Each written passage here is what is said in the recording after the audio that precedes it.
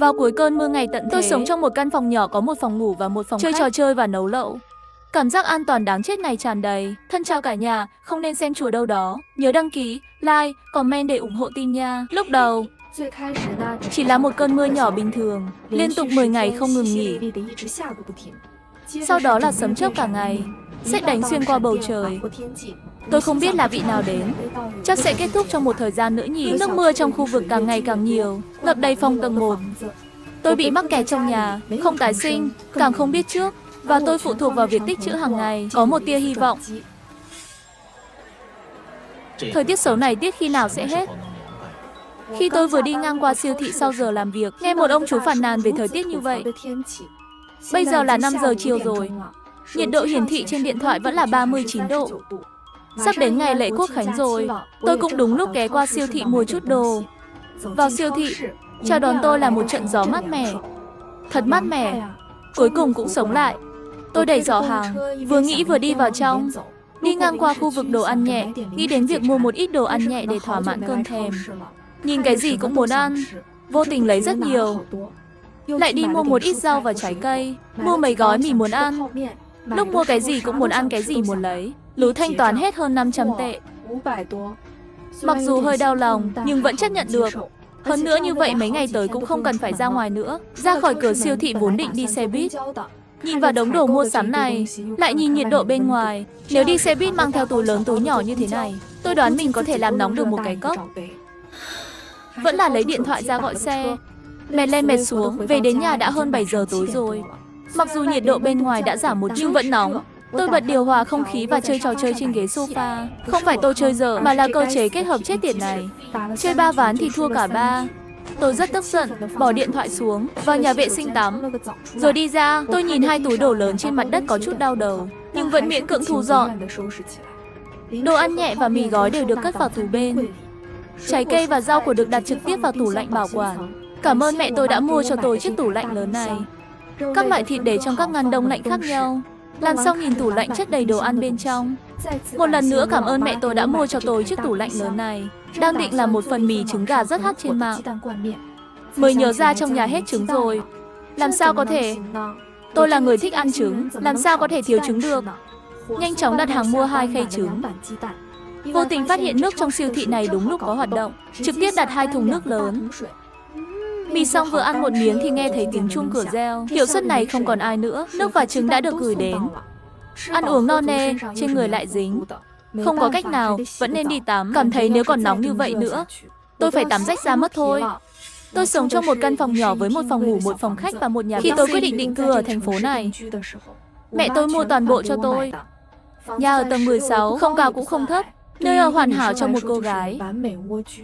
Trời chập tối hôm sau, bầu trời bắt đầu tụ tập mây đen, có chút xu hướng sắp mưa. Nhưng tôi đã xem dự báo thời tiết. Trên đó không nói là sẽ có mưa, có phải là mưa nhân tạo không? Nhưng mưa luôn là một điều tốt. Tôi ngồi trên ghế sofa tiếp tục chơi game. Không lâu sau mơ hồ nghe thấy tiếng sấm ầm ầm. Tôi thấy những hạt mưa to bằng hạt đậu rơi trên cửa sổ. Sau một thời gian, mưa dần trở nên lớn hơn. Không biết làm sao, dù trời mưa to, nhưng tôi ngồi trên ghế sofa chơi game, nghe tiếng mưa bên ngoài. Cảm giác an toàn tràn đầy. Đó là điều dễ chịu nhất đối với tôi. Vô tình ngủ quên trên ghế sofa như vậy. Trời mưa suốt đêm. Sáng hôm sau khi tôi thức dậy, đã 11 giờ rồi, vẫn còn mưa, chỉ là hơi nhỏ thôi. Trời mưa đương nhiên phải đi kèm với lẩu rồi. Lấy sủi cảo mà mẹ tôi gói cho tôi trong tủ lạnh. Còn có thịt bò cuộn mua hôm qua. Rau, trái cây, ngô cũng không thể thiếu. Một bàn đầy đủ. Chờ nước sôi, bắt đầu chuyến ăn lẩu ngày mưa. Đúng lúc mẹ tôi gọi cho tôi. Con gái ngoan, con đang làm gì vậy? Con đang ăn lẩu đây. Trời mưa nên tự làm ở nhà. Con biết ăn những thứ này không tốt cho sức khỏe mà. Mặc kệ mẹ tôi nói, tôi chỉ cười. Mẹ tôi lại nói, con ngoan, gần đây các con mưa rất to. Nghe nói có cả cảnh báo rồi. Không phải con nghỉ phép rồi sao? Mua thêm chút đồ ăn, ra ngoài ít thôi. Yên tâm đi, con mua rất nhiều đồ ăn. Ít nhất cũng đủ cho con ăn nửa tháng. Con sẽ không ra ngoài cho đến khi kỳ nghỉ kết thúc. An ủi mẹ nửa ngày, cũng gần như ăn no rồi. Vẫn chưa đã. Nghĩ ăn xong cũng không cần dọn dẹp nữa. Buổi tối tiếp tục ăn một bữa lẩu. He he, bây giờ cuộc sống này là những gì tôi muốn. Rất thoải mái. ăn uống no đủ, ngủ trên ghế sofa. Đột nhiên bị một tiếng sấm sét đánh thức. Tôi ở trong phòng khách vẫn nghe thấy tiếng to như vậy. Bên ngoài phải kinh khủng cỡ nào. Tôi đứng dậy và đi đến cửa sổ, nhìn cơn mưa ngày càng mạnh mẽ. Đột nhiên có linh cảm không tốt. Mây đen áp lực khiến con người không thở được. Với lại oàm đến nỗi cảm thấy hơi đáng sợ. Nhìn từ cửa sổ về phía trước, màn sương trong mưa đó làm cho tầm nhìn của người ta mờ đi. Ngay cả tòa nhà đối diện cũng không nhìn rõ nữa. Giống như nước mưa từ trên trời rơi xuống, liên tục, không bao giờ dừng lại. Tôi mở điện thoại ra, nhìn thấy nhiệt độ cũng đã giảm xuống. Bây giờ chỉ còn 25 độ. Và tin anh ta văn bản nhận cũng chỉ là nhắc nhở cảnh báo mưa lớn, không có gì đặc biệt. Mở nhóm chủ sở hữu, một đám người đang cãi nhau, lo lắng xe trong Gaza dưới đất sẽ bị ngập nước, luôn muốn quản lý tài sản đi thoát nước. Tôi không nói gì, dù sao con xe máy 3.000 tệ của tôi đang ở dưới lầu. Hơn nữa bình thường tôi cũng không nói chuyện trong nhóm. Tôi ngồi xuống ghế sofa, nhưng hơi lơ đãng, luôn cảm thấy hơi nguy hiểm, nhưng lại không biết phải làm sao. Tôi hơi bồn chồn, một lúc nằm một lúc lại ngồi dậy. Tôi cảm thấy mình cần phải làm gì đó. Đứng lên và kiểm tra nhà. Nếu mưa lớn đến thao tuần, vậy thì tôi không cần lo lắng. Nước và thức ăn vẫn còn nhiều. Nhưng nếu cơn mưa này không dừng lại thì sao? Mưa lớn đã 3 ngày rồi. Khi tôi nhìn ra ngoài cửa sổ, chỉ thấy mây đen hòa lẫn sét đánh, giống như ở gần trong tầm tay, cố thủ trên mái nhà, làm cho người ta áp bức không thở được.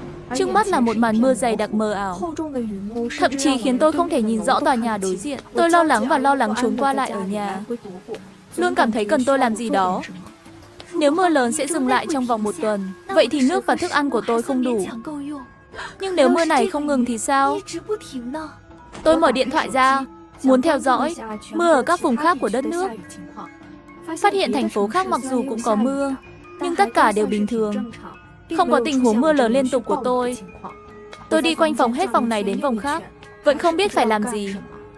Đột nhiên nhớ đến năm ngoái đôi 11, tôi theo xu hướng mua một chiếc xe đạp quay tự phát điện. Vậy không bằng thì nhân cơ hội lấy ra rèn luyện một chút đi. Rất vất vả lắp ráp xong theo hướng dẫn sử dụng. Điều chỉnh chiều cao ghế, tôi đã thử một chút. Có vẻ tốt đấy. Có lẽ là quá lâu không tập thể dục lại có chút thích thú. Hơn nữa cắm điện thoại vào còn có thể sạc. Đã để đấy hơn nửa năm rồi mà không ảnh hưởng gì.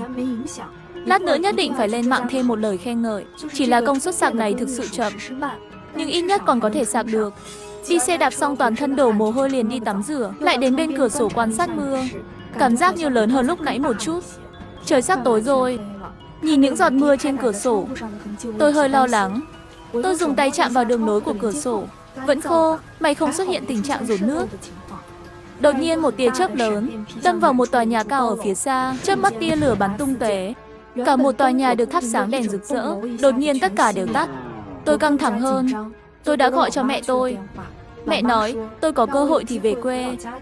Quê ở trên núi, dù mưa to đến đâu cũng không ngập được. Cúp điện thoại, tôi ngồi trên ghế sofa với khuôn mặt lo lắng. Hàng ngàn suy nghĩ. Hiện tại tình huống này chắc anh ta là không thể quay về. Vậy phải làm sao? Mưa sẽ kéo dài bao lâu? Thành phố này có an toàn không? Tôi suy nghĩ nửa ngày, cũng không nghĩ ra lý do. Cơm cũng chưa ăn, vô tình ngủ thiếp đi. Lúc ngủ dậy còn tưởng là nửa đêm.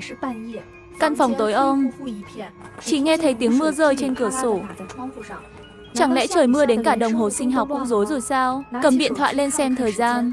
Bây giờ là 9 giờ sáng. Đi tới cửa sổ, bầu trời vẫn còn tối. Mưa càng lúc càng lớn. Mở nhóm chủ sở hữu và thấy rất nhiều thông tin. Hóa ra tầng 1 đã bị ngập rồi. Mực nước ở tầng 1 cũng không còn quá một nửa. Quản lý tài sản đang sắp xếp chủ phòng tầng 1 trong một căn phòng trống trên tầng cao. Cũng may là không có chuyện gì xảy ra. Bây giờ mọi người vẫn rất hòa hợp. Tôi bắt đầu lo lắng, mưa này có thể còn vài ngày nữa. Tôi quyết định kiểm đếm những đồ ăn tôi có. Nhìn bữa ăn đắt tiền bên cạnh cầm cự được 1 tháng, tôi nghĩ cần giảm lượng tiêu thụ. Lập kế hoạch hợp lý, nhất định phải tồn tại lâu hơn mới được. Ăn sáng xong, tôi bắt đầu sắp xếp mọi thứ tôi có. 10 cân gạo, 2 túi mì gói, 10 gói bột mì, 1 túi khoai tây, 6 củ khoai tây tím, 4 quả cà chua, một số loại rau xanh, 6 bình tương ớt, còn hơn 50 quả trứng. Nếu chỉ ăn thực phẩm chủ yếu, tôi không nghĩ mình có thể ăn hết trong mấy tháng. Bên trong tủ lạnh có 4 chai cô cơ, lớp đông lạnh có 10 khay sủi cảo, một hộp khoảng 20 cái, mẹ tôi tự tay gói. Đồ này của tôi thật sự không nhiều, nhưng chỉ mình tôi. Như vậy cũng đủ cho tôi ăn một thời gian. 20 lít nước đóng vào 3 thùng. Nhìn như thế này, tôi ăn cũng khá nhiều, vừa bình tĩnh một chút. Nhưng tôi lại lo lắng, mưa lớn liên tục có gây mất điện và mất nước không? Vì vậy, tôi chạy đến phòng vệ sinh và đổ đầy nước vào bồn nhưng vẫn chưa đủ. Mất điện thì tủ lạnh này không dùng được nữa. Tôi quyết định 2 ngày này ăn đồ đông lạnh trước. Cái nào để được trong nhiệt độ bình thường thì tạm thời, nếu không đợi đến khi mất điện, thực phẩm đông lạnh đều hỏng hết rồi. Tôi thật là một người thông minh. Mưa lớn đến ngày thứ 5, nhiệt độ giảm mạnh. Không cẩn thận, tôi ngủ trên ghế sofa bị cảm lạnh. Uống thuốc xong mê man, nằm đắp chăn và cuộn tròn trên ghế sofa. Không phải là tôi không muốn ngủ trong phòng, mà là cảm thấy an toàn hơn trên ghế sofa. Đã là 9 giờ rưỡi tối rồi.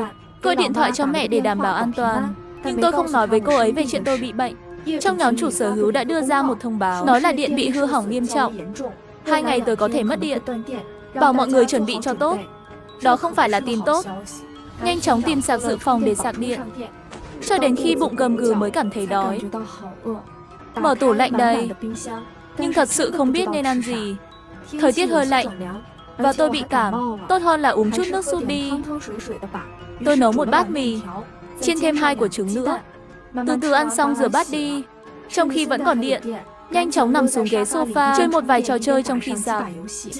Kết quả trò chơi đến nửa đêm, vẫn là thua nhiều tánh tắc ít, thật sự ảnh hưởng đến tâm trạng. Đã 1 giờ rồi, có lẽ vì ngủ nhiều nên vẫn không buồn ngủ, nhưng cũng đến giờ đi ngủ rồi.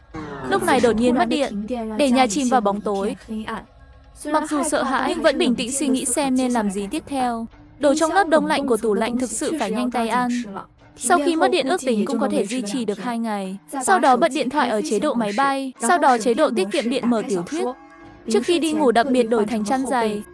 Sợ mình lại ngủ bị cảm rồi. Ngày hôm sau khi thức dậy, tôi cầm điện thoại lên xem, mới 7 giờ sáng. Xem ra hôm qua ngủ quá nhiều, hôm nay dậy đủ sớm rồi. Ra khỏi giường, trong không khí rất lạnh. Cũng may tối qua đổi thành chăn dày, cho nên mới không cảm thấy lạnh. Tìm bộ đồ ngủ dày và mặc vào. Sao trong nhà này lạnh thế? Đi tới bên cửa sổ nhìn một cái, bên ngoài vẫn là mây đen che khuất bầu trời. Mưa vẫn rất lớn. Nhìn vào cửa sổ được gia cố bằng băng keo, yên tâm một chút. Nhấc điện thoại lên và tắt chế độ máy bay. May mà còn có mạng. Trước tiên hãy gọi cho mẹ tôi để báo cáo bình an, lại xem tin tức.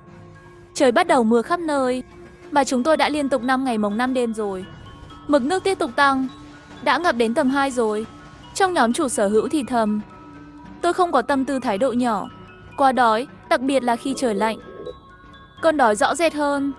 Đồ của lớp đông lạnh phải nhanh tay lấy ra ăn. Vào bếp thử một chút khí vẫn có thể đánh được. May mắn trong bất hạnh. Hôm nay hãy cho mình một bát sủi cảo súp hoa trứng. Đơn giản và bổ dưỡng. Bên ngoài bão tố, không khí lạnh tràn ngập. Và đôi chân nóng hổi trước mặt tôi, làm cho tôi cảm thấy hạnh phúc trong cơn mưa này. Ăn xong đơn giản là dọn dẹp xong. Vốn muốn mở điện thoại xem tin anh ta. Ngồi trên ghế sofa nhưng cảm nhận được ý nghĩa. Luôn cảm thấy chỗ nào bị rò rỉ không khí. Tôi cảm thấy có gì đó không ổn. Đã kiểm tra một vòng, cho đến khi đi vào phòng ngủ, tôi phát hiện cửa sổ phòng có một mảnh kính. Không biết tại sao nó tự nổ, thật đáng sợ. Gần hơn một chút, tôi cảm nhận được gió và độ ẩm của mưa. May là vẫn chưa rơi xuống. Nhanh chóng sửa nó bằng băng keo. Phòng ngủ này không thể ở được nữa. Dù sao thì tôi cũng thích ngủ trên ghế sofa. Cứ dọn dẹp và chuyển đến phòng khách, rồi đóng cửa phòng ngủ lại. Tốt hơn rồi. Không biết có phải do cảm lạnh không, luôn cảm thấy mệt mỏi. Nhấc điện thoại lên. Đúng 10 giờ, điện thoại còn 76% pin. Người quản lý tài sản trong nhóm đang thống kê số lượng người, nói là muốn báo cáo. Sau khi suy nghĩ, tôi vẫn không điểm danh nữa. Tôi cũng không cần lắm. Cứu hộ sẽ không đến kịp trong một thời gian, tạm thời không nói chuyện nữa. Lúc này Mao Bất Phàm trong nhóm đã nói chuyện riêng với tôi. Hôm đó khi tôi mua hàng về, mang theo túi lớn túi nhỏ, anh ta đã giúp tôi mang nó vào thang máy. Một chàng trai rất nhiệt tình. Tôi cũng không nghĩ nhiều, nói với anh ta là tôi có nhiều đồ tiếp tế hơn, tạm thời không thiếu thức ăn. Mao Bất Phàm nói cho tôi biết, mưa nhiều nhất là tỉnh của chúng tôi. Nhưng quận Tân Giang nơi chúng tôi ở địa hình cao, thảm họa là nhẹ nhất trong tỉnh. Cứu hộ có thể không nhanh như vậy, nhưng còn 3 ngày nữa, chờ người hạ lưu chuyển xong là có thể tiến hành xả lũ. Đến lúc đó nước đọng trong thành phố sẽ rút đi một chút. Nhìn vào thông tin này, trong lòng tôi rất không vui. Tôi cảm thấy mình cần phải làm gì đó, nhưng lại bất lực. Và tôi đã đưa ra một quyết định. Tôi hỏi họ có cần thức ăn không. Họ thực sự cần nó. Có rất ít vật tư được phân bổ cho cộng đồng của chúng tôi. Bây giờ mọi người đều thiếu hụt. Tôi lấy một túi 10 cân gạo và một túi bột mì, đặt ngoài cửa. Hãy để anh ấy tự đến lấy. Mao Bất Phàm trả lời một tiếng. Rất nhanh đã nghe thấy anh ta tới cửa, cầm đồ ăn xuống lầu. Trong nhóm rất nhanh có tin anh ta của Mao Bất Phàm, nói tìm thấy ít thức ăn để mọi người đi lấy. Không tiết lộ là tôi đưa. Điều này tôi rất hài lòng, tôi không muốn bị bỏ lỡ. Nhưng trên đời luôn không thiếu người có tâm. Tôi nằm trên sofa không có gì để làm. Bạn đừng nói ghế sofa này nằm rất thoải mái. Nhiệt độ cũng vừa phải. Dậy sớm vào buổi sáng, chẳng mấy chốc tôi đã ngủ. Trong giấc ngủ, tôi mơ hồ nghe thấy tiếng động ở cửa. Lỗi mật khẩu. Mật khẩu sai, tôi đột nhiên tỉnh dậy. Có người lại đặt mật mã cửa nhà tôi. Lỗi mật khẩu. Có người thử lại mật mã cửa nhà tôi, làm tôi sợ quá. Người ở cửa vẫn không ngừng cố gắng. Tôi nhẹ tay nhẹ chân đi đến cửa, dựa lưng vào cửa và thở. Nghe này, người đó đang ở hi hi, xem không mở được cửa nhà tôi. Đá mạnh một chút đi rồi. Tôi lập tức ngồi xuống đất, hai tay ôm lấy mình. Rất lâu không dám đứng dậy cũng không dám phát ra tiếng động. Không biết bao lâu rồi, cửa đã lâu không có tiếng động. Tôi mới dám mở điện thoại ra xem. Nhưng phát lại chung cửa là một người mặc đồ đen. Người đàn ông đội mũ và khẩu trang. May mà tôi ngủ trong phòng khách. Nếu tôi ngủ trong phòng ngủ, tôi không biết người này vào. Nhìn vào hình dáng, không giống người tôi biết. Nhưng nếu tôi không biết, sao anh ta biết về tôi? Tôi đã không ngủ nhiều sau nửa đêm, cho đến bình minh. Như thường lệ gửi tin anh ta cho mẹ báo bình an. Đi đến cửa sổ xem thời tiết không thay đổi chút nào. Vẫn là mưa lớn. Điều đáng sợ hơn là khu phố đã là một mảnh đất rộng lớn rồi, không nhìn thấy mặt đất. Và nhiệt độ dường như giảm xuống một chút. Ăn sáng một gói mì gói, lại lấy ra một lon cốc đã lâu không uống. Mặc dù ăn sáng như vậy không tốt cho sức khỏe, nhưng này, không cần biết, ăn uống xong rồi. Tôi suy nghĩ một chút vẫn có thể nói chuyện với Mao Bất Phàm một chút. Tôi đã gửi tin anh ta cho anh ấy, nói ngắn gọn về chuyện tối qua. Lâu rồi anh ấy không trả lời tin anh ta. Tôi cắm dây điện thoại vào xe đạp tự phát điện, vừa sạc vừa tập thể dục. Trước khi Mao Bất Phàm không trả lời tin anh ta, tôi quyết định không tắt điện thoại. Cưới cả buổi sáng, điện thoại cũng gần như đầy. Mao Bất Phàm vẫn không trả lời tin anh ta. Mệt mỏi nhìn mưa ngoài cửa sổ. Buổi trưa cũng không biết nấu cơm, chỉ ăn chút đồ ăn vặt thôi. Đột nhiên nghe thấy có người vội vàng gõ cửa. Tôi nhẹ tay nhẹ chân đi đến sau cửa không dám lên tiếng. Là tôi.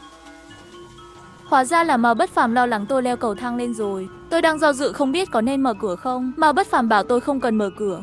Có rất nhiều túi bùn ở cửa. Chắc là người đó mang đến. Nhưng bây giờ không thể tìm ra đó là ai. Nếu không tôi sẽ đưa bạn đến phòng tập thể trên tầng 10 trước.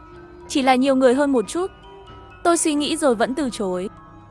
Phòng nhóm chắc canh ta tôi không chấp nhận được. Hơn nữa người áo đen kia cũng không vào được. Cứ như vậy đi. Ngày đó trôi qua nhanh chóng. Buổi tối tôi đặc biệt ngủ muộn hơn một chút, cũng không nghe thấy gì. Cứ như vậy bình tĩnh qua 2 ngày. Đội cứu hộ cuối cùng cũng đến. Ngày đầu tiên, những người trong phòng tập thể đã được chuyển đi suôn sẻ. Cả bên ngoài cũng trở nên nhỏ hơn, mực nước lên đến tầng 5.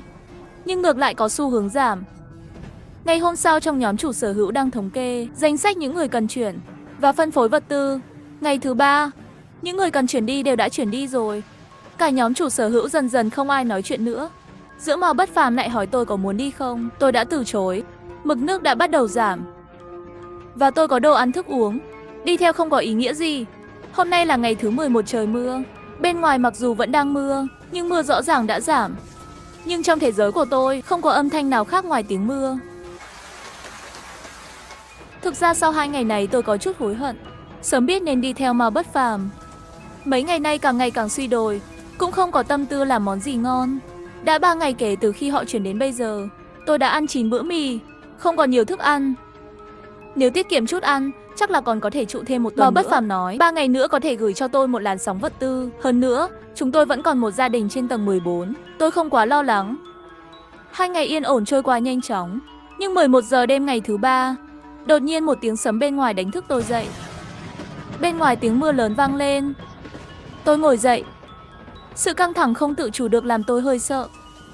Không biết cuộc phản công của phụ nữ này trước khi kết thúc thảm họa thiên nhiên hay là dấu hiệu của thảm họa sắp tới. Nếu tôi biết, tôi đã rút lui cùng với đội quân lớn. Cũng không đến mức rơi vào tình thế tiền thoái lưỡng nan hiện tại. Mưa bất ngờ. phá vỡ sự bảo vệ tâm lý của tôi. Tôi giấu mặt và khóc. Nếu tôi đi theo sơ tán, bây giờ có thể đoàn tụ với mẹ không? Tại sao tôi lại ngu ngốc như vậy?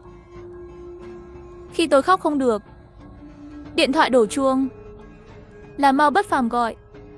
Tiểu Vũ, em không sao chứ? Tôi khóc nức nở với một tiếng khóc rất sâu. Bên kia Mao Bất Phàm hình như vội rồi, luôn luôn an ủi tôi. Tôi bình tĩnh lại một chút. Không sao đâu, chỉ là vừa rồi có chút suy nghĩ lung tung thôi. Mao Bất Phàm im lặng một lúc lâu rồi nói anh đừng sợ. Tôi nhất định sẽ đi cứu cô. Sau khi cúp điện thoại, tâm trạng tôi tốt hơn rất nhiều. Phải nói, Mao Bất Phàm này thật sự đầy trách nhiệm, nhưng vẫn không thể ngủ được. Tôi nằm trên sofa xem tiểu thuyết, cho đến khi tôi bắt đầu bối rối, bỗng nhiên có tiếng gõ cửa. Tôi ngạc nhiên, bước nhanh đến cửa. Là tôi, Mao Bất Phàm. Bạn sao rồi? Tôi mở cửa ra xem một chút. Mặc áo mưa màu đen, một khuôn mặt vội vã. Sau khi nhìn thấy tôi, anh ấy lại cười ngây ngốc. Nhìn anh ấy vui vẻ có chút hoảng hốt, không tự giác cũng mang theo nụ cười. Có thể thấy được, nửa đêm anh ta bất chấp mưa to đến đây. Tôi để Mao Bất Phàm vào, tôi không vào nữa. Trên người nhiều nước quá bẩn. Vừa rồi nghe bạn khóc thảm hại như vậy, chỉ muốn đến thăm bạn. Tôi rất ngại. Người ta đặc biệt đến xem bạn không cho vào nhà làm sao được. Dưới yêu cầu mạnh mẽ của tôi, Mao Bất Phàm cởi áo mưa và vào nhà. Chưa ăn cơm à? Ăn mì được không? Tôi không kén ăn. Ăn xong, Mao Bất Phàm giúp tôi xem cửa sổ vở. Thật sự không dễ sửa chữa, cũng chỉ có thể là đơn giản, thêm vài vòng băng dính nữa. Chỉ có thể phía sau tìm người sửa. Tôi cũng mong đợi điều đó. Không sao đâu, đến lúc đó tìm người đến đổi một cái. Nói xong anh ta sẽ đi. Tôi nghĩ rồi nói bên ngoài mưa lớn như vậy. Gần đây thời tiết cũng không ổn định. Bây giờ lại là nửa đêm tối đèn mù. Nếu có chuyện gì xảy ra, tôi thực sự đã say rồi. Vì vậy, theo yêu cầu lặp đi lặp lại của tôi, Mao Bất Phàm rất xấu hổ khi ở lại. Anh ta ôm chăn ngủ trên mặt đất. Điều kỳ lạ là tối nay tôi lại ngủ rất yên tâm. Ngày hôm sau bị Mao Bất Phàm đánh thức. Tiểu Vũ, mau dậy đi. Bạn xem, tôi mơ hồ đứng dậy. Chạy đến cửa sổ, nhìn thấy mặt trời treo trên bầu trời. Mặt trời xuất hiện không nóng, nhưng vẫn cố gắng xuyên qua những đám mây. Mưa bên ngoài đã tạnh rồi. Tôi đột nhiên có chút muốn khóc, nhưng không biết tại sao. Mao Bất Phàm mất cả nửa ngày, cuối cùng nhẹ nhàng vỗ lưng tôi. Tôi từ từ ngừng khóc. Mao Bất Phàm nói anh ta sẽ đi. Mưa tạnh rồi thì phải nhanh tay cứu hộ cứu nạn rồi. Tôi chỉ do dự một chút. Tôi quyết định đi theo Mao Bất Phàm để cứu hộ và cứu trợ thảm họa. Tôi cũng muốn đi. Sau đó chúng tôi được chia thành các khu vực khác nhau, cũng hiếm khi liên lạc. Chỉ là có một cảm xúc mờ nhạt, bị lặng lẽ chôn vùi trong lòng.